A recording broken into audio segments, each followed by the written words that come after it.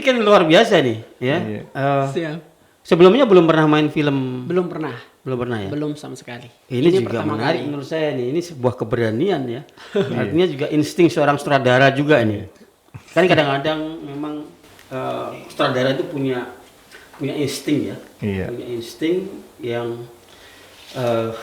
yang tajam gitu ketika melihat untuk menilai seseorang ini pantas, layak, punya kemampuan tepat menjadi pemeran Betul sekali. utama, jadi pemeran ini, pemeran itu gitu ya. Iya. Ini gimana Mas? Kok tiba-tiba milih si Yudas ini? Adik Yudas ini jadi pemeran utama ini ceritanya gimana nih? Iya. Jadi bukan cuma Yudas pilihan saya untuk rising star dari Papua. Jadi ada dua, yang satu Yudas sebagai Jere yang remaja dewasa, satu lagi Oliver Harongge yang Jere kecil. Jadi dua karakter itu saya temukan kalau Yudas memang dari casting, ketika dari casting director mempresentkan kepada saya beberapa kandidat yang untuk menjadi seorang Jere. Saya melihat Yudas memiliki potensi dan memiliki value yang meskipun masih belum diasah tapi sudah bisa dilihat. Dan saya memiliki keyakinan ini anak berpotensi. Itu insting ya? Iya, Insting seorang sutradara ya? betul sekali. Ternyata memang setelah dipilih Dan tidak mengecewakan. tidak mengecewakan. Betul sekali. Itu luar biasa itu. Adik Yudas, Siap. apa yang dialami ya? Hal yang paling sulit pas pada saat syuting. Nah, sebenarnya ini Memerankan seorang Zere ya. Iya. Itu apa yang paling sulit? ini jujur ya dari hati. Sebenarnya pada saat proses pelaksanaannya itu saya tidak mengalami kesulitan karena jujur semuanya selain perencanaan tadi sudah disampaikan, Mas Dio juga udah arahin saya. Ini loh, kamu seperti begini. Terus mungkin ada beberapa yang kekurangan saya, Mas Dio tahu solusinya gimana sih buat saya gitu. Jadi menurut saya Mas Dio ini punya solusi dan juga psikolog. Orang psikolog jadi bisa tahu karakter orang gitu. Sutradara itu dia harus punya keahlian psikologi, Iya. punya insting, Ya. Dan sebenarnya yang satu saja menurut saya itu intuisi gitu. dari kecil itu saya susah nangis. Oh, itu yang susah. Susah sekali.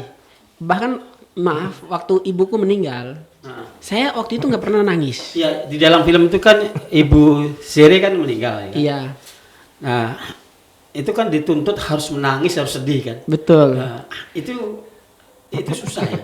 Tapi untung waktu itu suasananya langsung dapat. Suasananya dapat dan saya berulang kali nonton film Zere. Walaupun udah tayang dari gala premier, nobar, setiap kali adegan itu saya selalu meneteskan air mata. Nggak tahu kenapa tapi selalu mendapatkan gimana gitu. Pas Ya, nonton. padahal sebelumnya susah untuk menangis, untuk sedih ya. Sangat susah. Nah, ini juga pengalaman baru ya. Pengalaman baru, Keahlian baru ya. Betul. Tapi jangan jadi melankolis, jangan jadi cengeng. Tetap sebagai Yudas yang Iya. pemberani, yang kuat gitu kan, menghadapi segala tantangan. Betul. Mas Jiwo, Iya. apa sih kesulitannya dalam memproduksi film ini? Tantangannya gitu. Iya. Biasanya kan pastilah nggak mungkin nggak ada tantangan kan. Tantangannya kemarin kalau untuk secara teknis Bapak, jadi memang dari awal dari riset sudah kita prediksi semua kesulitan-kesulitan apa aja yang akan terjadi, baik dari proses riset, kemudian workshop, praproduksi, persiapan, shooting days, gitu semuanya udah kita prediksi semua di saat persiapan. Dan alhamdulillah seluruh lini merasakan tidak menemui kendala dan tidak menemui kesulitan. Tetapi yang saat kita workshop itu kemarin ini bukan kesulitan sih sebenarnya, cuman ada sedikit ya ganjelan. Kita kena COVID. Oh, Iya. kena COVID. Pernah kena COVID. Jadi Pemainnya saya juga kena. Mas Jiwo kena Itu di juga. bulan November, Desember. yang akhirnya proses saya hentikan dulu 2 minggu. Oh, Desember 2020 ya? 2020 ada beberapa tim, ada tim dan pemain 1-2 pemain yang kena COVID total ada 7 anak. Ada 7 orang. 7 orang, tapi kita nah itu kesigapan dari produser-produser kita, ada Mbak Yuan dan Mbak Dita ini langsung close semuanya proses dengan koordinasi by remote dan sebagainya. Dan alhamdulillah sebelum 2 minggu kita udah negatif semua. Ada 7 orang ya, sehingga itu membuat schedule-nya kita freeze selama 2 minggu. Tetapi proses dari awal, dari sejak riset sampai kemarin kita roadshow pun kita rutin per 10 hari kita ada, waktu itu kan masih harus PCR ya Pak. Kita masih swab PCR terus rutin.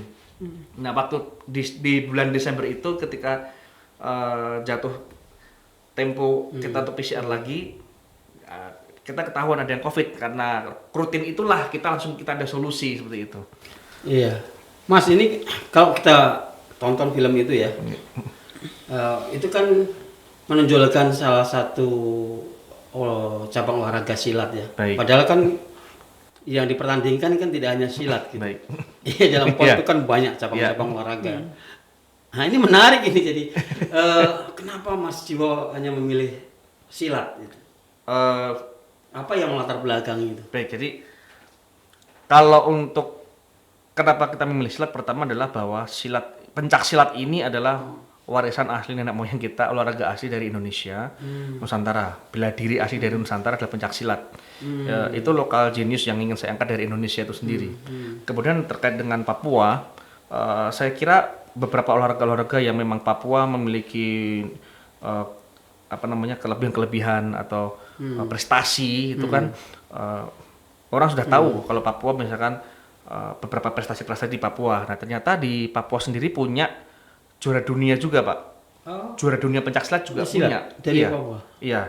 Cuman mungkin menurut kami belum terekspos secara optimal bahwa di Papua tuh punya juara dunia pencaksilat. Nah disitulah itu tahun berapa kira-kira? Itu untuk tahun pon saya kurang namanya. Tapi beliau masih aktif ngajar kok itu. Nah, tapi beberapa atlet juga udah juara dunia pencaksilat seperti itu.